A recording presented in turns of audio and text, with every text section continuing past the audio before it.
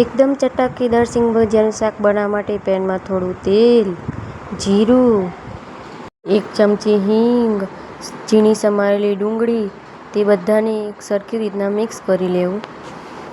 તેમાં 1 ચમચી ઝીણું સુધારેલું લસણ એડ કરી લેવું. હવે એક મિક્સિંગ બાઉલમાં 1 ચમચી હળદર, 1 ચમચી લાલ મરચું પાવડર, 1 ચમચી ધાણા જીરું પાવડર, 1 ચમચી ગરમ મસાલા પાવડર, 1 ચમચી ઝીણું સુધારેલું ગોળ એડ કરી લેવું. પછી તેમાં પાણી એડ કરીને સરખી રીતના મિક્સ કરી લેવું. ડુંગળી સતરાઈ જાય એટલે આપણે તૈયાર કરેલો મસાલાને મિક્સ કરી લેવું. તેને સારી રીતના સાતળી લેવું. તેમાં 1 વાટકી ટામેટાની પ્યુરી એડ કરી લેશું. પછી તેને સારી રીતના મિક્સ કરી લેશું. સ્વાદ અનુસાર મીઠું એડ કરી લેવું.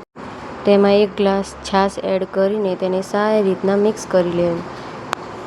આપણું મિક્સર આ રીતના ઉકળવા લાગે તેમાં 1 વાટકી સિંગ ભજીયા લઈને તેમાં મિક્સ કરી લેવા અને તેને હલાવી લેવું. પછી તેમાં કોથમીરના પાન સ્પ્રિંકલ કરીને તેને 5 મિનિટ માટેનું કૂક કરી લેવું.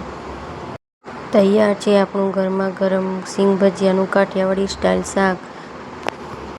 આવી જ નવી રેસીપી જોવા માટે મારી ચેનલને લાઇક એન્ડ સબસ્ક્રાઈબ કરી લેવું. Thank you.